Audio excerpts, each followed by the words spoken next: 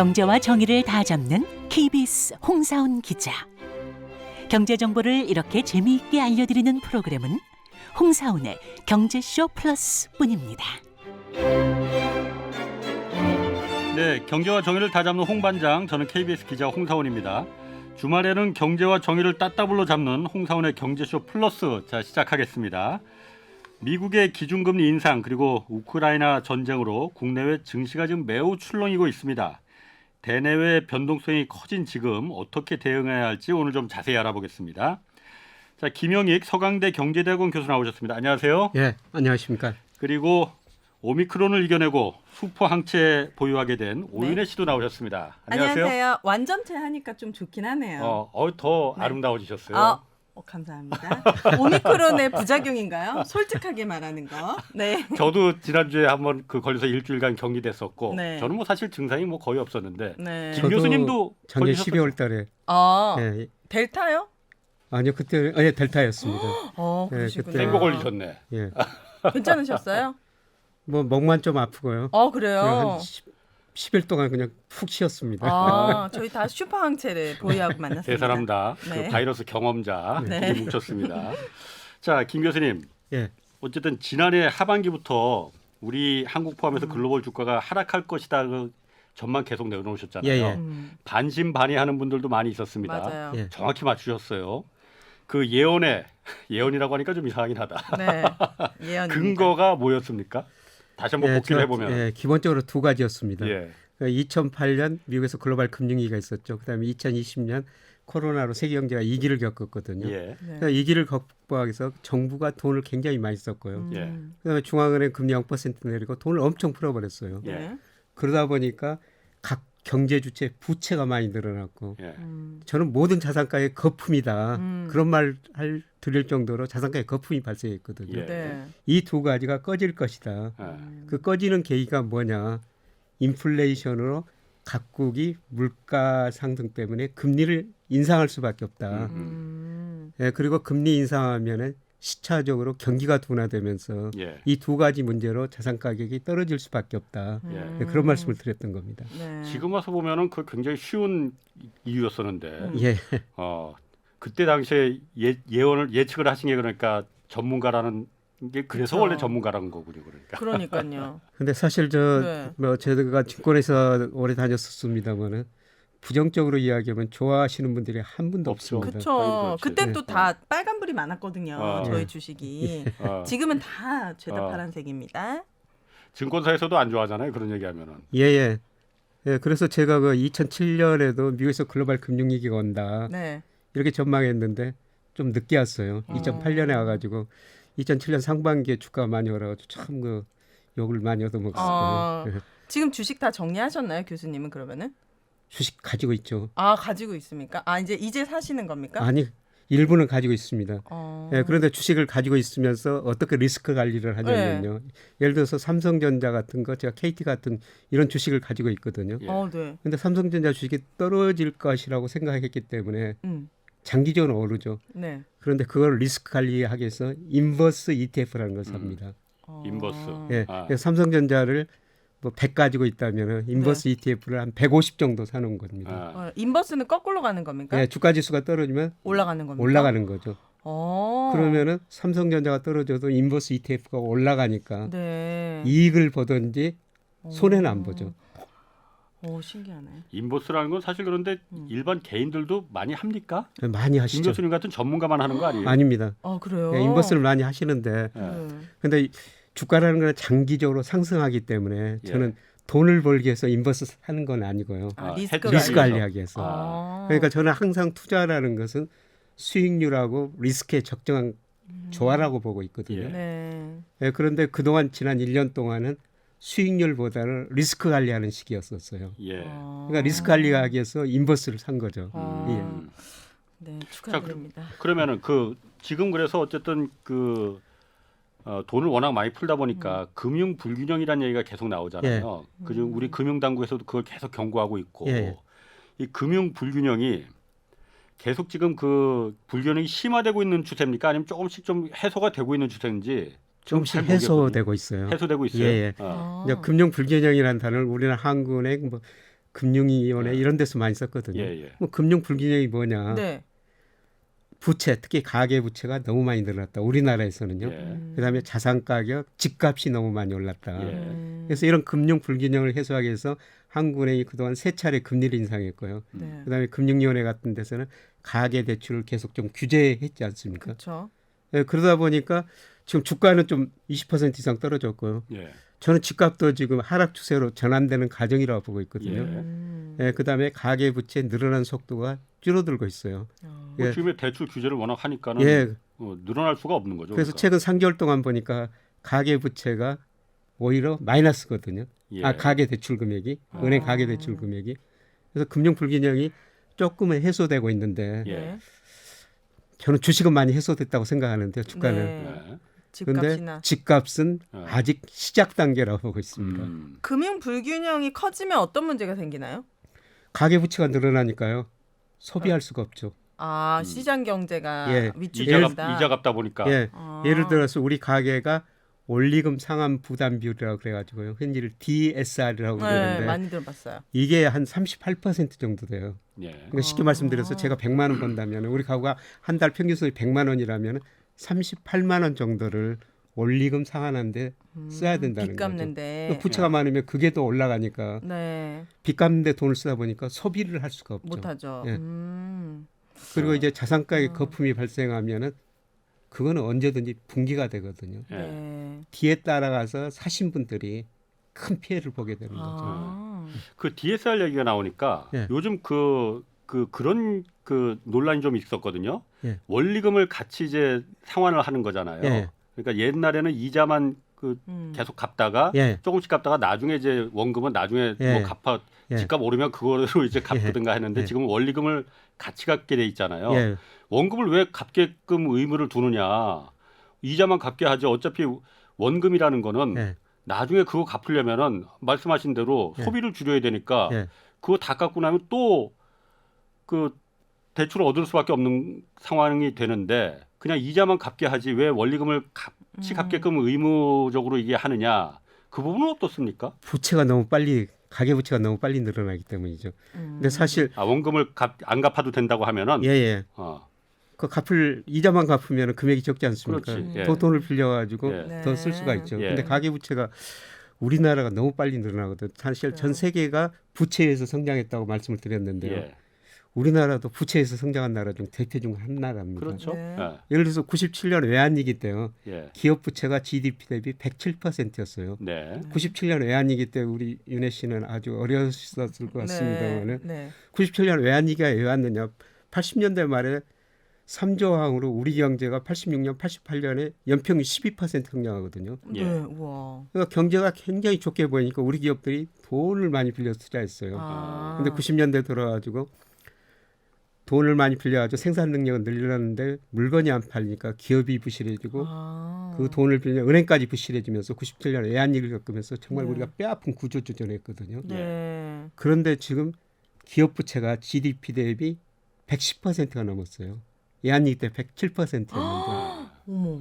엄청 높은 근데 거네요. 예, 외환위기 때 우리가 뼈아픈 구조조정을 했습니다만 예. 30대 면접을 중 11개가 없어졌고요. 은행 14개가 없어졌어요. 그렇지. 네. 그러니까 소비 투자가 많이 줄어들면 경제 성장을 확 떨어졌죠. 근데 우리가 외환위기를 그래도 단기간에 극복할 수 있었던 거는 그때 가계 부채가 GDP 대비 50%밖에 안 됐습니다. 아. 지금 뭐 100%가 넘어. 100%, 107% 정도 되죠. 어머나 위험하네. 그리고 특히 그때 정부 부채가 GDP 대비 6%밖에 안 됐어요. 아. 지금은 한 50% 지금 50% 가까이 근접하고 됐죠. 있죠. 예. 그러니까 정부가 굉장히 건전했기 때문에 예. 그냥 170조 공적자금 투입하면서 구조조정 예. 빨리 끝낸 거예요. 아. 예, 그런데 지금 기업 부채가 외환위기 전 수준까지 올라갔죠. 특히 가계 부채가 우리나라처럼 빨리 늘어난 나라가 전 세계에서 거의 없어요. 전 세계적으로 보면은 우리 정부 부채는 평균보다 절반 정도밖에 안 됩니다. 선진국. 예. 네. 예, 그런데 가계 부채는 우리가 선진국뿐만 아니라 이 신흥시장, 이머징 마켓에 비해서 제일 높은 나라거든요. 그래서 가계 부채가 이렇게 높으니까 원리금까지 상환해라. 가계 부채를 상대적으로 좀 증가 속도를 둔화시키겠다. 그런 예. 의도가 담긴 거죠. 자, 그러면은 네. 어쨌든 지금 그 성장 전망이 미래가 그 코로나 끝나면은 이제 그 밝을 것이다 한때 그렇게 전망도 했었는데 네. 그 전망이 조금씩 좀 회색으로 지금 장밋빛에서 회색으로 좀 바뀌고 있단 말이에요. 예. 이걸 좀 미리 볼 수 있는 우리 일반 사람들이 윤혜 씨나 저 같은 네. 이제 무지랭이들이 네. 미리 알아볼 수 있는 네. 좀 그런 힌트 같은 게 좀 있을까요? 가장 쉽게 알아볼 수 있는 게 아, 선행지수 순환 변동치라고 있어요. 이거 진짜 어려운데? 많이 들어봤는데 제가 지금 말씀드렸는데 알 수가 예. 없네요, 그 여전히. 통계청에서 예. 네. 매월 말에 뭐 예. 산업활동 동향이라는 걸 발표하거든요. 아하. 그 자료가 굉장히 깁니다. 한 50페이지 이상 돼요. 그럼 50. 어떻게 예. 저희 무지랭이들이 아니 그거 다 볼 필요 없고요. 네.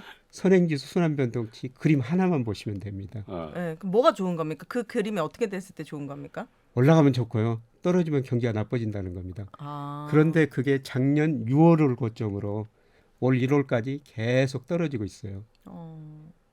그게 경기에 선행하거든요. 네. 그게 떨어지면 앞으로 경기가 나빠진다. 예. 그게 떨어지면 주식 안 하셔야 됩니다. 어. 아. 비중을 많이 줄이셔야 돼요. 지금 떨어져 있는 계속 떨어지고 있는 상태입니다. 계속 떨어지고 있죠. 아 그래요? 네.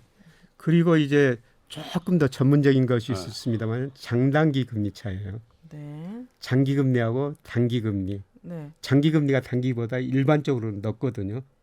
그래서 장기 금리가 단기 금리보다 더 많이 오르면은 앞으로 경기가 좋아진다는 겁니다. 아 네. 이 장기 금리에는 미래의 경제 성장률 물가가 들어 있거든요. 네. 예. 장기 금리가 오른다는 건 앞으로 경제가 좋아진다는 거예요. 음. 그래서 장단기 금리차가 확대되면은 앞으로 경기가 좋아질다. 음.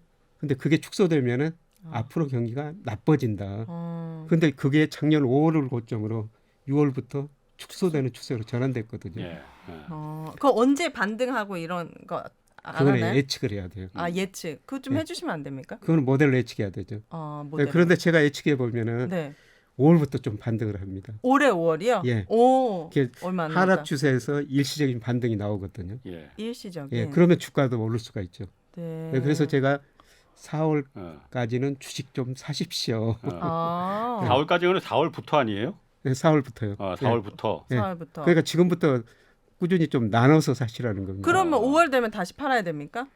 아니 몇 달은 더 오를 거예요. 아. 너무 극단적이셔 윤혜 씨는. 아 이런 거 이게 정확하게 찝어줘야지. 이게 파는 게 어렵거든요. 아, 주식하는 정확하게 사람은. 찍기는 쉽지 않죠. 한 저번에 8월쯤 제 생일이 저 홍 8월이거든요. 기자님이 네, 8월쯤 팔까요? 제가 4월까지 네. 주식 떨어집니다. 그랬으면서 언제 사야 되냐? 1분기 20, 2분기 한 40, 3분기 한 40, 뭐 3, 40 이렇게 사라고 제가 네. 말씀을 드리니까 아니 4월까지 떨어진다면서요. 그러면 4월에 다 사면 되지 않습니까? 그러니까. 근데 그거는 알 수가 정확하게 없으니까. 알 수가 없죠. 아. 그래서 나눠 사시라는 겁니다. 아. 예. 파는 시점은 어쨌든 올해 안에는 팔아야 됩니까? 예, 올해 하는 판해야 돼요. 저는 내년 그래요? 상반기는 더 나빠지려고 있거든요. 진짜요? 예, 이 장단기 금리 차가 우리나라도 축소되지만 지금 미국이 더 빨리 축소되고 있어요. 예. 저는 내년 상반기에는 세계 경제가 다시 침체에 빠지리라고 생각합니다. 근데 문제는 뭐냐면은 네. 세계 경제가 침체에 빠지면은 그동안 무기가 있었어요. 무기 뭐요? 무기가 재정 정책이고 통화 정책이거든요. 네. 실탄을 다 써버렸지 이미. 그렇죠. 2008년 글로벌 금융위기, 2020년 코로나 경제위기를 겪으면서 정부가 돈 엄청 썼어요. 예. 근데 정부가 지금 부실해지고 있죠. 예. 그다음에 금리 0% 돈을 많이 풀다 보니까 가계 기업이 부실해져 버렸어요. 네. 어떻게 해야 되지? 어떻게 해야 합니까? 다음에 침체가 오면은 예. 네. 회복 속도가 무기가 쓸만한 무기가 과거처럼 없기 때문에 네. 예. 지난 2008년, 2020년 경제가 V자형으로 회복됐어요. 굉장히 빠른 속도로 어머, 회복됐죠. 그랬죠. 네. 예를 들어서 2020년 세계 경제가 마이너스 3.1% 성장했거든요. 예. 이 마이너스 3.1%가 뭐냐면은 1930년대 대공황 이후 처음으로 마이너스 3% 성장한 거예요. 아. 2000년 경제가 그렇게 어려웠어요. 예. 그런데 정부가 가감히 재정 지출을 늘리고 돈 많이 풀고 금리 내리다 보니까 2021년 경제가 5.9%나 성장했어요. 예. V자형 회복이에요. 네. 그런데 앞으로 침체가 오면은 예. 재정 정책, 통화 정책 효과가 과거보다 줄어들기 때문에 V자형 회복은 어렵다는 거죠. 그래서 우리가 흔히 보면은 네. 뭐 U자형, L자형 느리게. 예, 느리게 회복된다는 겁니다. 아니 그런데 내년 상반기에는 나빠진다고 보는 이유가 뭐 코로나가 다시 오는 것도 아니 뭐 그걸 예상할 수도 없을 뿐더러 뭐 하여튼 근거가 좀 있을 거 아닙니까? 지금 그런데 원자재 공급망 문제도 조금씩 이제 좀 해소? 해결이 될 것 같다라는 의견도 네. 있고 유가도 좀 이렇게까지 막 그 한때 $200까지 올라간다는 얘기 있었는데 그것까지는 아닌 것 같더라. 예. 유가도 좀 지금 조금씩 안정되고 있는 예. 안정까지라고는 말할 수 없지만 그렇게까지 올라가지는 않을 거 아니에요. 그런데 예. 내년에 왜 경제가 더 안 좋다라고 전망하시는 근거가 궁금합니다. 우선 안 좋다는 근거는 아까 말씀드린 지금 보는 지표는 장단기 금리 차예요. 장단기 예. 금리차. 아. 저 미국 10년 국채 수익률하고 2년 국채 수익률 예. 그 차이가 경제를 전망하는데 정말 중요하거든요. 예. 네. 미국 경제학자들이 논문도 쓰고 있어요. 복잡한 거시 경제 모델보다도 어. 그거 하나 가지고 경제를 예측하니까 경제 성장률이 더 잘 예측해 주더라. 아. 근데 작년에 장단기 금리차가 한 1.6% 정도 됐어요. 10년짜리 국채 수익률이 예. 2년짜리보다 1.6% 높았다는 거죠. 네. 근데 최근에 0.2%대로 떨어졌어요. 많이 떨어졌네요. 예. 근데 이게 역전되면은 시간의 문제, 시기의 문제지 반드시 경기 침체가 왔거든요. 그래서 이게 이제 언제 역전되느냐. 근데 지금 미국이 지금은 경기 좋다고 물가 오른다고 금리를 계속 올릴 거예요. 네. 그럼 금리를 올리면은 단기 금리는 오를 수밖에 없어요. 네. 근데 금리를 그렇죠. 올리면 올릴수록 예.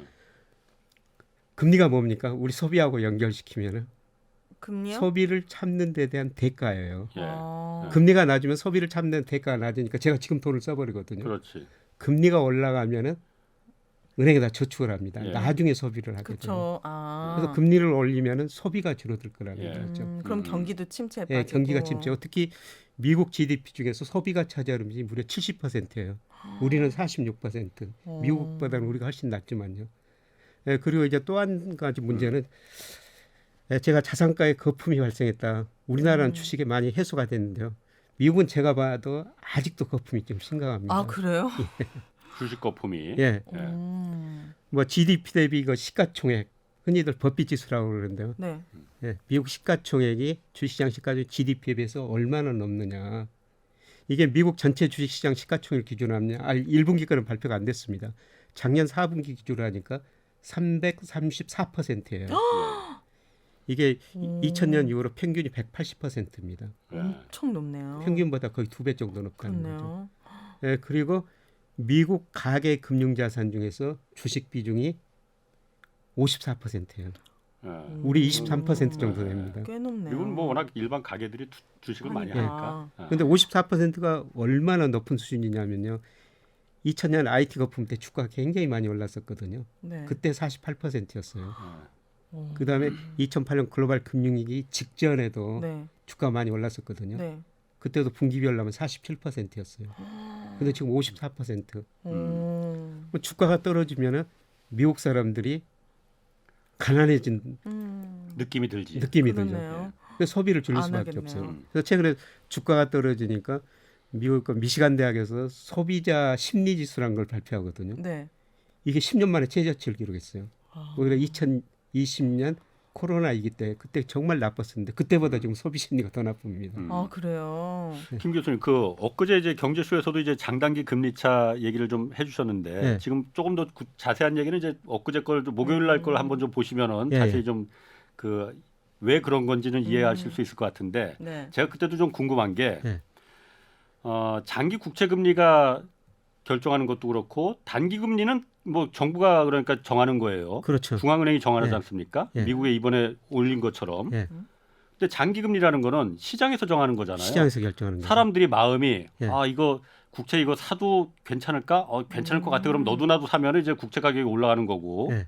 금리는 이제 좀 그 반대로 이제 떨어진다고 하잖아요. 그래요. 그런데 이게 그렇게 정확할 수가 있습니까? 사람들이 그야말로 사람들의 마음 속에 마음을 읽는 게 국채라고 보면은 그렇게 정확하게 믿고서는 그래서 장기적인 경제는 안 좋아질 거야 내년은 이렇게 확신을 해도 됩니까 우리가?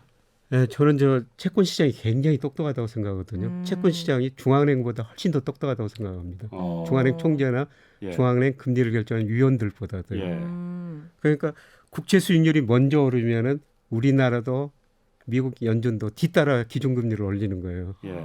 그다음에 국채 수익률이 떨어지면 그 다음에 경기가 나빠지고 예. 그 다음에 기준금리 내리거든요. 네. 근데 과거 보면 장단기 금리차가 역전되고 나서 경기 침체가 안 온 적이 없어요. 항상 다 맞았어요. 그게. 이게 예가 시장이 없습니다. 그만큼 똑똑하군요. 그럼. 예. 그러네. 그러니까 2019년 9월 무렵에도 네. 이 장단기 금치가 역전됐거든요. 예. 그때 제가 한 신문에다 칼럼을 썼어요. 예. 미국 경제 2020년 상반기에 침체에 빠집니다. 네.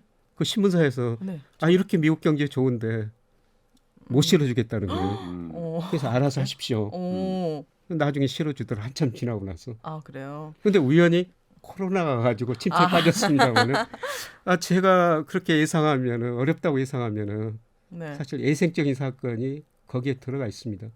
제가 저 작년 하반기부터 계속 좀 주식 비중 줄이십시오. 상반기 어렵습니다. 그러는데 네.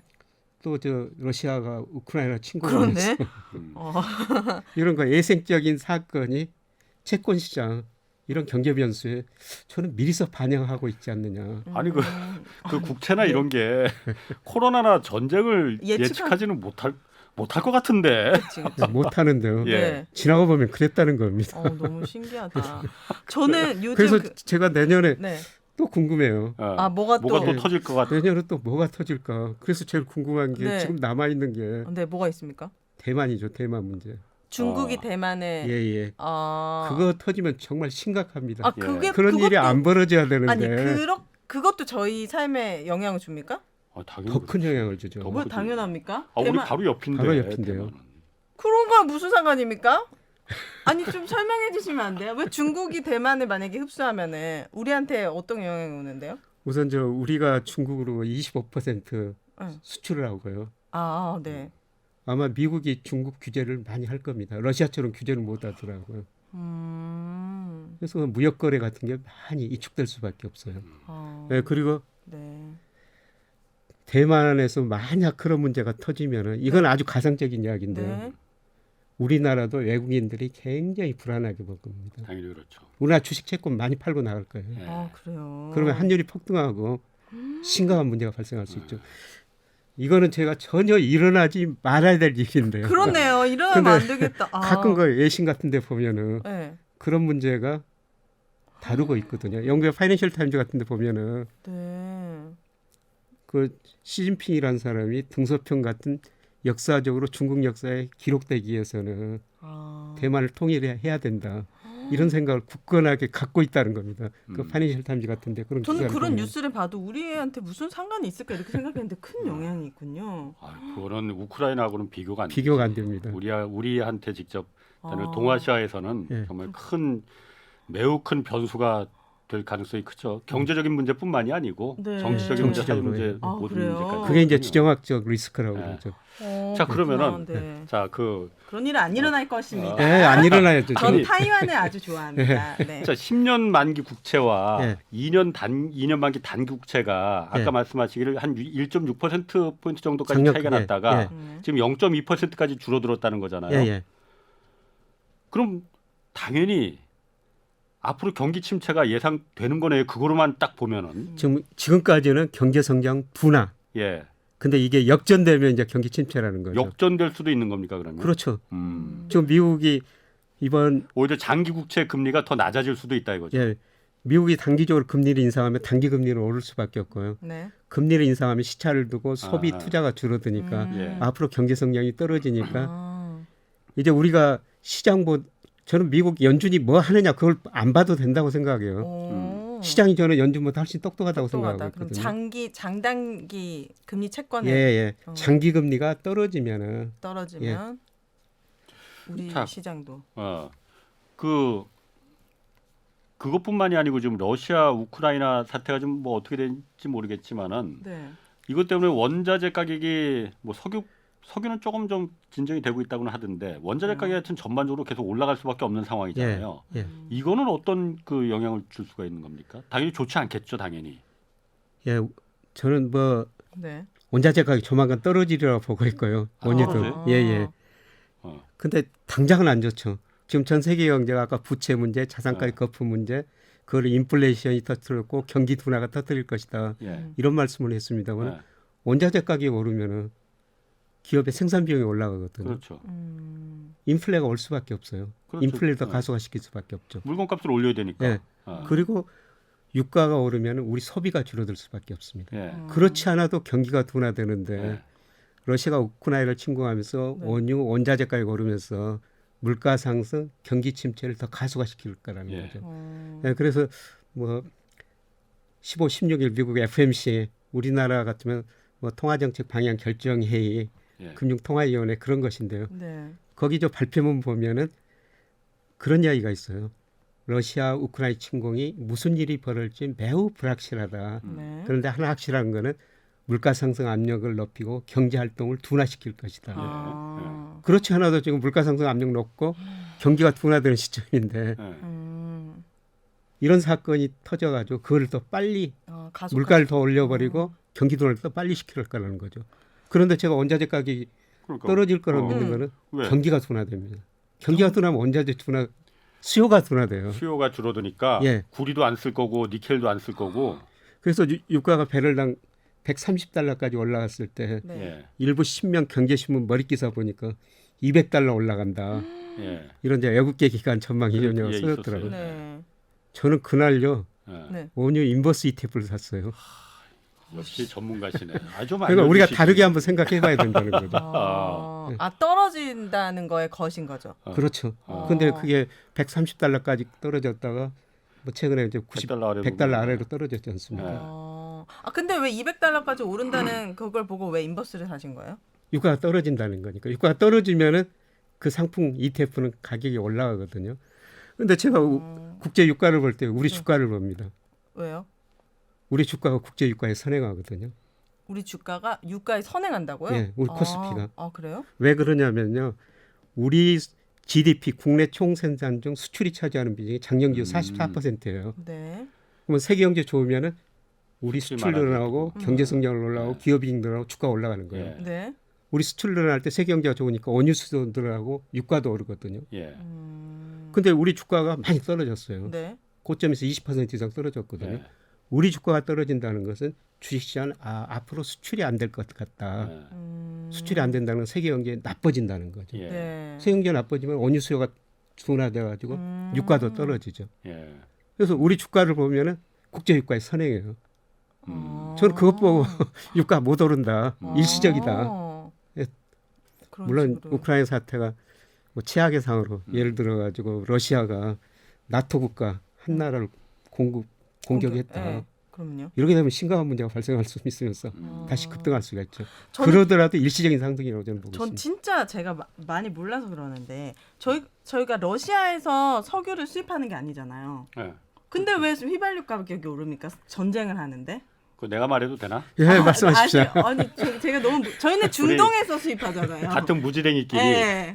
진짜 좀 궁금해요. 어쨌든 러시아에서 석유를 공급하는 거는 유럽도 있을 수 있고 중국도 있을 수 있고 그런데 네. 러시아가 예를 들어서 석유를 갖다가 수출하지 못하게끔 막아놓으면은 그 러시아에서 수입하던 나라들이 어쨌든 다른 대체제를 찾을 거 아니에요. 그럼 사우디에서 가서 수입해야겠네, 카타르에서 수입해야겠네 하면은 당연히 거기 한국에 많이 공급하던 물량을 좀 나눠줄 거 아니에요. 그러면은 당연히 가격이 오를 수밖에 없는 거 아닌가.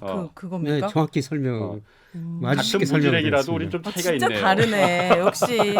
아주 쉽게 설명을 해주시네. 네. 너무 이해가 됐어요. 이게 예. 좀 답답한 거예요. 전쟁이 일어났고 우리가 저 나라에서 우리가 석유를 수입하는 것도 아닌데 예. 원자재도 오른다. 갑자기 예. 휘발유 가격이 엄청 올랐다 그래가지고 예. 이게 이제 그렇게 되는 거군요. 예, 그렇습니다. 감사합니다. 뭔가 뿌듯하네 내가. 진짜 똑똑해지시네. 네, 감사합니다. 원달러 환율도 좀 궁금해요. 네. 환율 요즘 굉장히 막 급등락합니다. 예. 막 하루에 10원씩 오를 때도 막 예. 있고 막 그랬었어요. 뭐 20원도 떨어지더라고요. 환율은 앞으로 전망은 좀 어떻습니까? 그러니까 지금 환율이 1,200대에서 좀 왔다 갔다 하는데 이거는 적정한 환율입니까 지금? 저는 적정한 환율이 아니라고 생각합니다. 너무 원화 가치가 저평가됐다. 예. 우리 환율을 결정하는 게 첫 번째 달러 가치. 우리나라 환율은 달러로 표시되니까 달러 가치가 오르면 원화 가치는 떨어질 수밖에 없고 지금 환율이 오른다는 거죠. 예. 예, 그다음에 우리나라 환율은 중국 위안화하고 거의 같은 방향으로 그렇죠. 움직여요. 예. 우리 그 중국 수출 의존도가 25%로 굉장히 높거든요. 예. 네.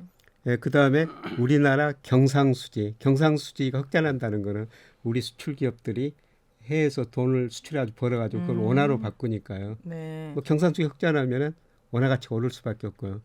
예, 그다음에 돈이라는 게 눈이 있어가지고 수익률 높은 데로 이동한다. 네. 미국이 금리를 인상했지만은 우리 기준금리 1.25, 미국 0.5. 그다음에 우리 국채 수익률 2.7, 10년짜리. 네. 미국 2.1, 우리가 훨씬 높아요. 네. 그리고 실질 금리가 환율에 더 영향을 미치는데요. 실질 금리라는 건 10년 국제 수익률 물가 상승을 빼는 건데 미국은 지금 물가 소비자 상승률이 물가가 워낙 높죠. 7.9%. 왜 이렇게 똑똑해지신 거예요? 오미크론 부작용인가? 너무하네. 이상. 되게 나도 소외감. 놀랍네. 왜 이렇게 소외감 느껴지지? 그래서 이런 네. 것들이 환율을 결정하는데요. 네. 근데 저는 미국의 대불균형, 미국 부채가 너무 많거든요. 네. 장기적으로 달러 가치가 하락할 수밖에 없어요. 장기적 추세로 달러 가치가 하락하고 있고요. 달러 가격이 떨어진다는 겁니까? 예, 달러 가격이 떨어지니까 상대적으로 원화 가치는 올라갈 수 있다. 어. 그다음에 달러 가치가 떨어지면 상대적으로 어떤 통화 가치가 올라가야 되는데 그중 하나가 중국 위안이라고 보고 있거든요. 네. 중국 위안이 오르면은 우리 같은 방향으로 움직이니까 네. 원화 가치도 오를 수밖에 없다. 우리나라 경상수지 흑자폭이 많이 줄어들 거예요. 흑자난다. 우리 금리가 미국 금리보다 훨씬 높다. 그래서 한때가 1240원까지 올라갔으면 이 환율은 너무 높은 환율이다. 네. 저는 시간을 두고 시기는 정확히 말씀을 드릴 수가 없습니다만 네. 뭐 올 연말쯤 되면 1150원 가까이 떨어지리라 보고 있어요. 아, 원화가. 위안화하고 한국 원화가 같이 움직인다는 거는 예. 우리나라가 중국에 수출하는 물량이 워낙 많아서 그런 겁니까? 예, 수출하는 물량이 중국 의존도가 높고요. 예. 예, 그다음에 국제 결제은행 BIS라고 그러죠. 예, 예. 네. 예, 거기서 이제 각국의 적정환율, 실질 실환율을 계산하거든요. 그걸 보니까 우리나라 실제 실환율 계산할 때 중국 비중이 33%, 미국 비중 14%밖에 안 돼요. 그러면 그걸 보고 예. 외국인들이 한국 환율이 어떻게 될 것인가, 네. 한국 환율이 고평가됐느냐, 저평가됐느냐, 예. 그걸 보고 판단할 수가 있거든요. 그래서 중국 위안화하고 같은 방향으로 그래요? 움직일 수밖에 그럼 없습니다. 환율이 지금 저평가됐다는 말씀이시죠? 그렇죠. 그럴 원화 때는 가치가 저평가됐다. 그럼 뭐 어떻게 투자해야 되는 겁니까? 그냥 가만히 한국 돈 갖고 있으면 되는 겁니까? 참 뜬금없네. 네, 달러를 네. 좀 네. 가졌다면 일정 부분 달러도 가지고 있어야 되는데 달러 비중을 투자하셨다면 좀 네. 줄이는 게 바람직스럽고요. 아, 달러를 좀 예. 팔아야 되는 저는 우리 주식시장이 이게 긍정적이라고 생각해요. 그 외국인들 우리 주식 최근에 계속 팔고 있잖아요. 네. 외국인들 우리 주식을 살 때 한국의 경제 성장이 어떻느냐, 기업 수익이 어떻느냐, 장기 이런 걸 보지만요. 단기적으로 외국인이 우리 주식을 사고 팔 때 가장 중요한 요소가 환율이거든요. 네. 환율. 예, 외국인 누적 순매수하고 우리나라가 원달러 환율하고 보면 상관계에서 아주 높고요. 환율이 높다고 판단되면 우리나라 원화가 저평가됐다고 그러면 외국인들이 우리 주식을 사는 거예요. 그렇네요. 예. 근데 지금 다 팔고 있잖아요. 앞으로 살 겁니다. 앞으로 다 그래서 제가 산다. 5월, 6월 아. 가면서 저는 외국인이 주식을 사면서 우리 주가가 오를 올라갈 수 것이다. 저평가 국면이 해소될 수 있다. 네, 이렇게 보고 있습니다. 김 교수님, 제가 예. 엊그제 이제 그 미국 달러 가치 이제 그 경제쇼에서 얘기하시면서 저랑 얘기하시면서 달러 가치가 장기적으로는 계속 떨어질 것이다 얘기하면서 예. 과거에 한번 달러 가치가 크게 폭락했던 게 이제 플라자 합의 예, 플라자 합의 때 1971년도에 미국 85년 9월이었습니다. 85년 예. 그때 예, 미국과 일본이 맺은 이제 그 플라자 합의 때 예, 일본이 워낙 막 그 엔화가 약하니까 수출을 너무 많이 해버리니까 예. 야 니들 그렇게 너무 많이 하면은 안 돼. 예. 그러니까 니들 엔화 가치 좀 강제적으로 높여 예, 예. 한 거잖아요. 예. 그거 원래 그렇게 해도 되는 겁니까? 원래 그게 환율 조작하는 거 아니에요? 조작이죠. 근데 저 일본 사람들이 미국 사람들을 굉장히 좋아하는 모양입니다. 참 그때 말을 잘 들어줬거든요. 아니 그러면 일본 제가 그때 엊그제 물어보려다가 그 시간이 없어서 예, 못 물어봤거든요. 일본은 그걸 왜 받아준 거예요? 그것 때문에 오늘날의 일본이 이렇게 침체가 된 거나 마찬가지잖아요. 일본이 그때는 경제가 굉장히 좋았었어요. 자신이 있었나 그러면? 예, 자신이 있었죠. 예. 근데 그때 이후로 일본 경제가 장기 침체에 빠지기 시작하는데요. 네. 예. 근데 85년 8월 플라자 합의 직전에서 87년 12월까지 1년 반도 안 되는데요. 일본 돈 가치, 엔화 가치가 48%는 올라버려요. 그렇죠. 그러니까 일본 수출 기업들이 아우성을 치죠. 예. 자기네 돈 가치가 거의 절반 올라버리니까 우리가 어떻게 해서 수출해서 먹고 사는 말이냐. 그래서 예. 일본 중앙은행 정부가 야 걱정 마. 우리 내수를 부양해 줄게. 수출 안 돼도 내수를 부양해 줄게. 예. 그럼 금리를 많이 인하해보고 돈을 풀어준 거예요. 네. 예. 그러니까 일본 집값 주가가 3배 이상 올라버리죠. 그렇죠. 그래서 엄청난 거품이 발생한 거예요. 예. 그러니까 안 되겠다 싶어가지고 89년 말 90년대부터 금리를 올리거든요. 네. 그때 이제 자산 가격의 거품이 붕괴되죠. 그러면서 자산가의 거품이 붕괴되고 일본 소비가 안 되니까요. 일본 경제가 장기 침체에 빠집니다. 그래서 95년에 일본 경제가 세계에서 차지하는 GDP 비중이 17.5%예요. 많은 겁니까? 굉장히 높죠. 아, 높네요. 네. 지금 중국이 한 18% 됐거든요. 엄청 높았네. 지금 중국 수준이에요. 오, 네. 그런데 일본이 지금 한 5%대로 5.8%로 떨어졌습니다. 아. 그 이후로 우리나라는 몇 퍼센트 정도 합니까? 우리나라는 1.9% 정도 아, 됩니다. 많이 났군요. 우리나라는 크게 변동이 없어요. 아, 네. 예, 그런데 그때 우리나라는 너무 좋았었죠.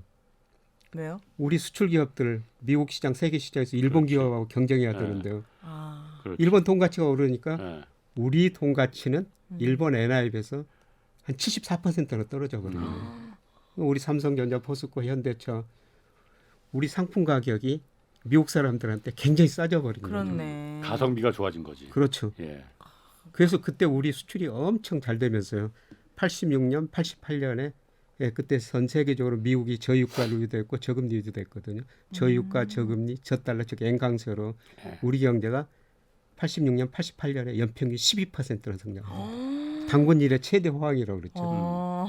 그거를 미국이 플라자비를 통해 가지고 일본을 어렵게 만들었지만은 우리 수출을 한 단계 더 나갈 수 본의 있게 아니게. 만들어줬다는 겁니다. 그럼 일본의 경제학자나 역사학자들은 그때 그 플라자 합의가 망국적인 합의였다 뭐 이렇게 평가하고 있습니까? 그러면은 그런 이야기 별로 제가 본 적이 없는데요. 미국 좋아하니까. 네, 그냥 저 받아들인 것 같습니다. 아. 대단하다. 자.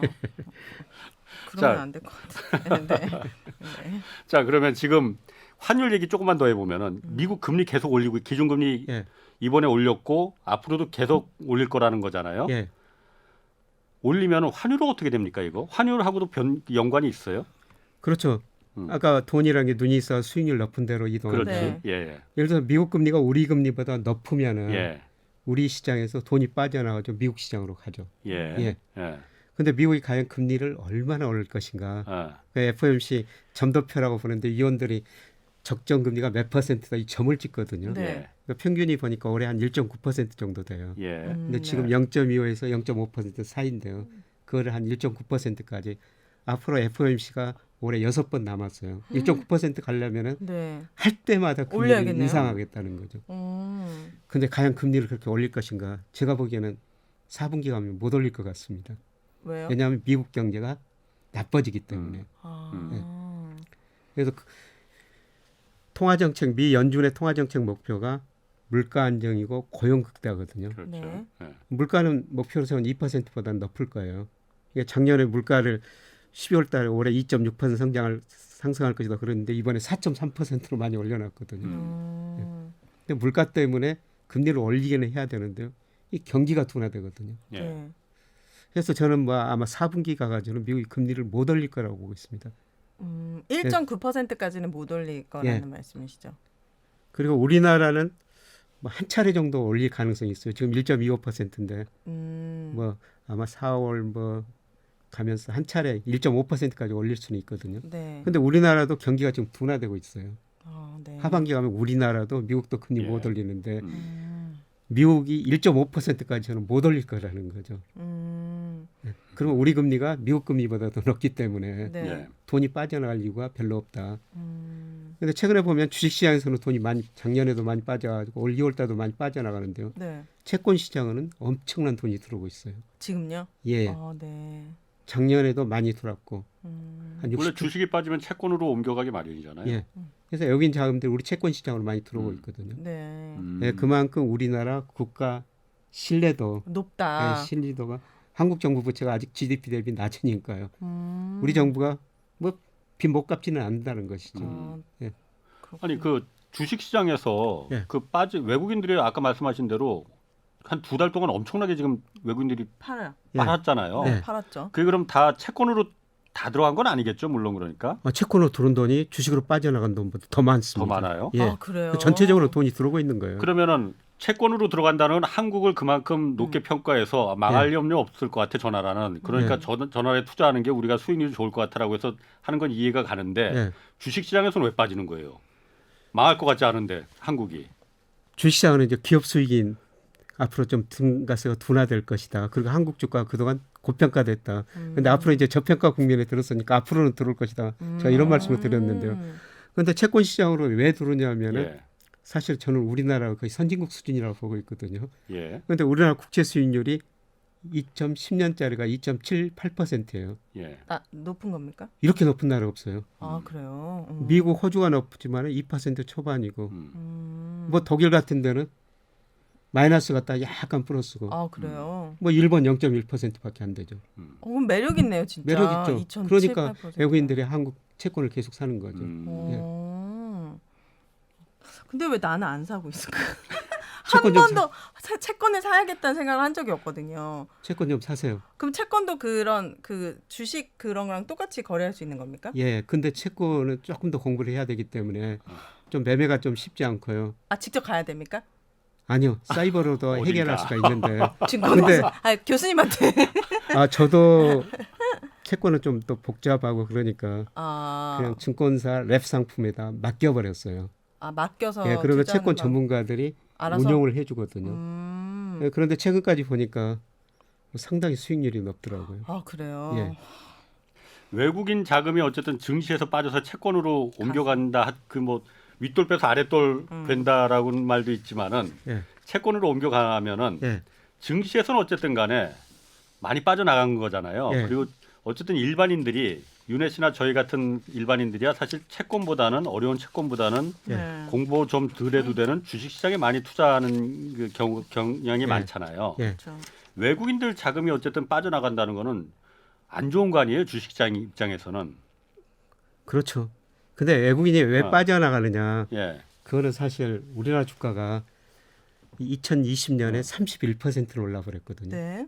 세계에서 가장 많이 올랐어요. 잘해서 오른 거 아니고 거품입니까 그러면은? 그때 좀 거품이 발생한 거죠. 근데 외국인 입장에서 보면은 포트폴리오 구성할 때 한국 비중을 몇 퍼센트라고 이렇게 정해놓거든요. 아, 그래요. 네. 한국 비중이 2020년에 워낙 많이 올라 버리니까 그걸 줄여야 되죠. 아, 네, 그런데 지금 가끔 언론에 보면은 우리나라 연기금이 왜 한국 주식, 우리 주식을 파느냐. 네.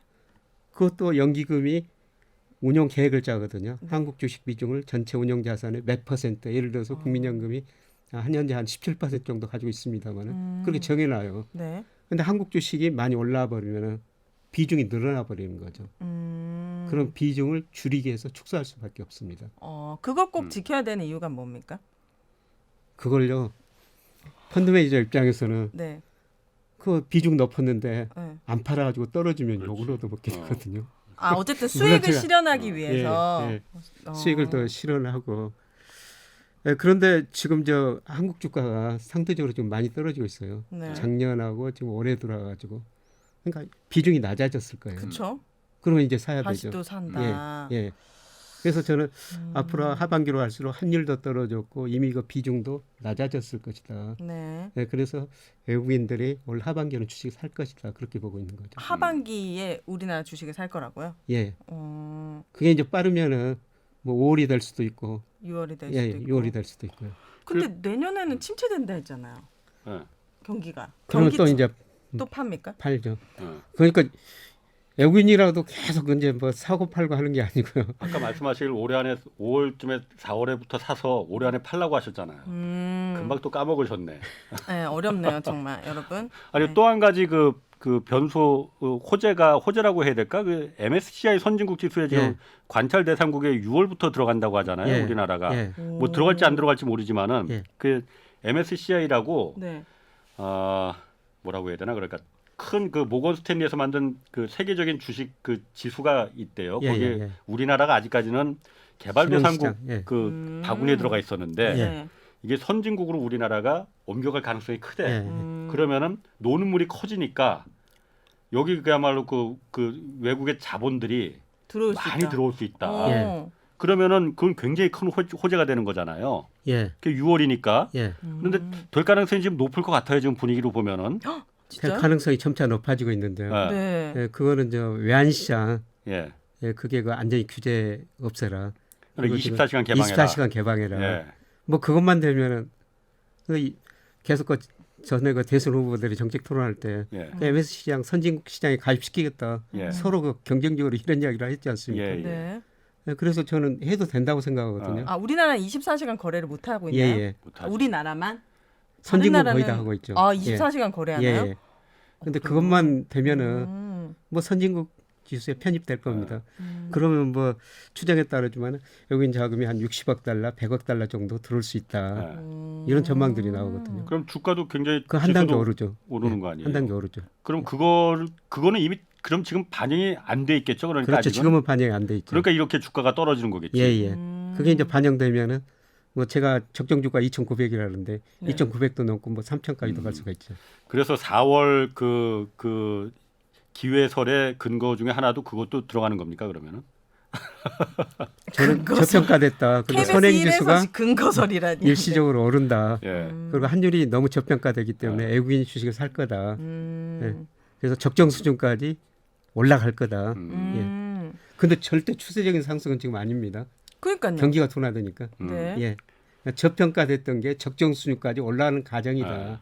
지금 사는 사람들은 그러면은 그래도 이득을 볼 수 있는 그렇죠. 거 아닙니까? 예, 예. 아까 그리고 윤혜 씨가 잠깐 얼굴 표정을 보니까 이해를 못할 그 왜 그러지 하는 부분이 있어서 네. 그런데 외화가 24시간 우리가 그 거래를 못하게 하는 게 예. 그 IMF의 그 트라우마 때문에 그런 거죠. 그때 그렇죠. 외환 그 공격을 받다 보니까는 예. 갑자기 그냥 외환이 바닥 그 방어하다가 보니까는 예. 바닥이 나 버려서 예. 밤에는 방어할 시간이 우리가 밤에는 좀 잠자야 되니까. 그렇죠. 아니 근데 그 미국, 환율이 좀 불안하게 움직일 거라는 거죠. 그러니까 예, 그렇게. 미국도 미국 시장이 있잖아요. 예. 근데 24시간 아니던데. 환율은 계속 거래가 되는 거예요. 하루 종일. 환율 거래요? 예, 주식이나 달러 팔고? 예, 채권 시장은 일정한 시간이 있는데 외환 시장은 하루 종일 거래가 되는 아 거예요. 외환 시장은 또 시장만 달라요. 다른 시장입니까? 뉴욕으로 아. 갔다가 아. 일본으로 갔다가 네. 유럽으로 갔다가 이 시장만 다르지 예. 하루 종일 거래가 되는 거예요. 아 달러 외환 그러면 시장. 예, 외환 시장. 우리나라가 지금 그 IMF 트라우마가 있어서 예. 또 그런 그 외환 위기를 겪을까봐 그런데 네. 24시간 그렇게 요구하는 게 그거잖아요. MSCI 예. 선진국으로 되려면 24시간 그 외환 시장 개방해야 돼라는 거. 예. 개방하면은 그런 위험성 그러니까 저는 걱정하는 위험 거. 없다고 생각해요. 어, 왜냐하면 환율을 결정하는 아까 중요한 요소 뭐 원화 가치가 크게 하락할 이유가 없고요. 예. 지금 우리나라 이제 적정 예안 보유액이 얼마냐 여러 가지 이론들이 있어요. 이제 가장 낮게 본 사람들은 일평균 아니 이제 석 달치 수입액 정도만 가지고 있으면 된다. 예. 아 달러를요? 네, 달러를. 네. 우리 4,600억 달러 가지고 있으니까 그것보다 훨씬 높거든요. 그다음에 조금 더 확장된 사람들은 그 3개월 수출 금액에다가 저기 단기 외채 그것보다도 지금 4,600억 달러 훨씬 더 높습니다. 외채는 뭡니까? 우리가 외국에서 돈을 빌려온 거예요. 우리 정부가 이제 국채를 발행할 수도 있고 우리 은행들이 네. 달러 빌려주기 위해서 외국 은행에서 달러를 빌려오거든요.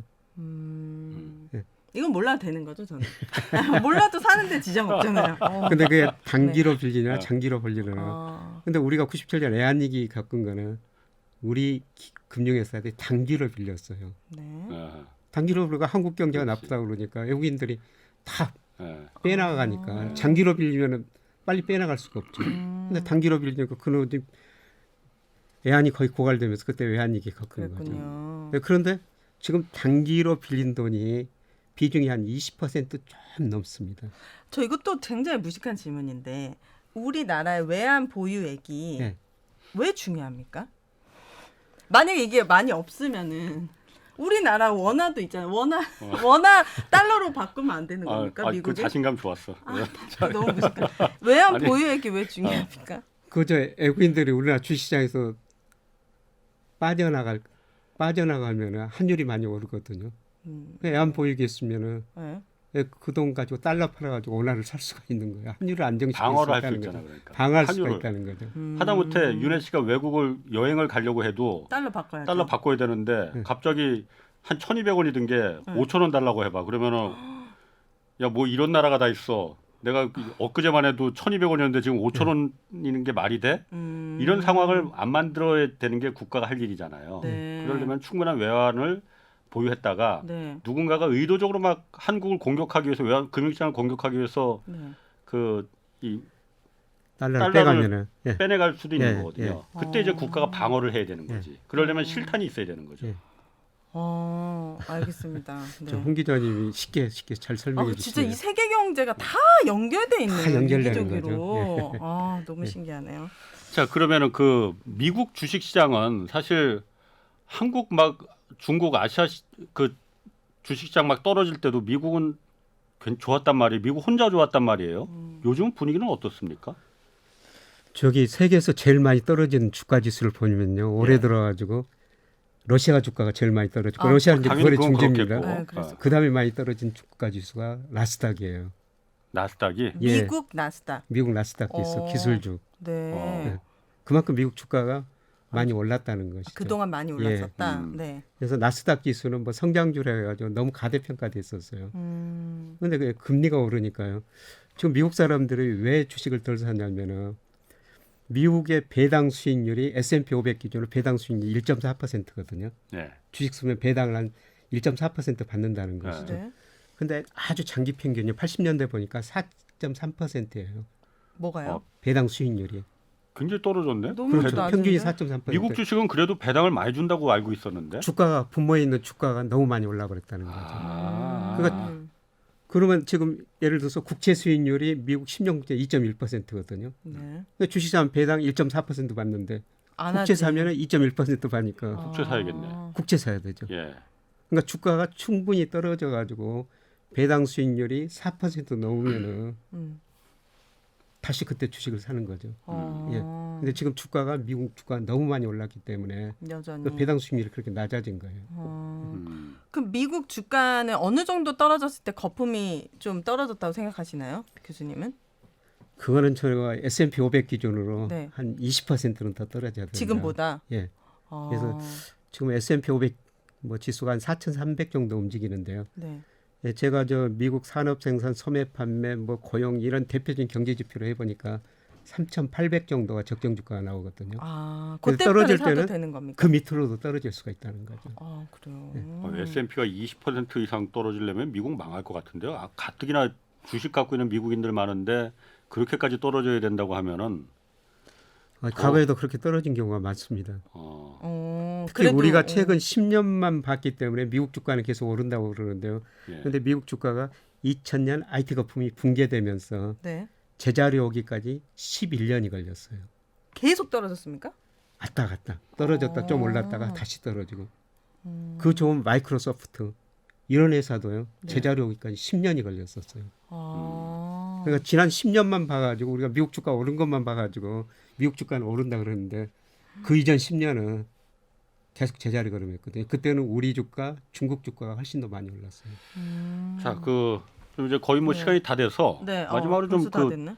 어쨌든 지금 윤석열 당선인이 주식 양도세 폐지를 경제 공약 중에 하나로 내놨잖아요. 증권 거래세 폐지? 원래 증권 거래세를 폐지한다고 했다. 그거는 이제 철회하고 대신 주식 양도세를 이제 폐지하겠다고 했잖아요. 이게 그러면은 개미 투자자들을 주식 위해서 주식 시장을 활성화하기 위한 공약이다라고 했는데 이거 어느 정도나 좀 그 주식 시장에 영향을 미칠까요? 저는 별로 영향 없을 거라고 생각합니다. 주식 예, 양도세는 그게 이제 주식 양도 차익과세 해당된 사람들이 대주주거든요. 그렇죠. 개인 주식을 뭐 1% 10억 이상 가지고 있거나 코스닥은 좀 다릅니다. 예, 그리고 주식에서 5천만 원 이상 수익을 냈을 때 1년에 예, 1년에 5천만 원 500만 원도 아니고 5천만 원. 예. 그런 근데 사람 그 사람들만 있나? 내는 겁니까? 그렇죠. 그럼 윤혜 씨는 상관없어 저는 이거. 걱정 안 했어. 놀리시는 근데 그게 뭐 어떤 언론 보니까 한 2%밖에 안 된대요. 예. 그게 주식하는 소수한테 주는 사람들 혜택이죠. 알겠습니다. 자, 오늘 여기까지 하겠습니다. 그래 자, 갑자기 김영익 시간이 다 됐어요. 네. 김영익 서강대 경제대학원 교수 그리고 오윤혜 씨 두 분 고맙습니다. 감사합니다. 자, 홍사원의 경제쇼 플러스 마치겠습니다. 고맙습니다.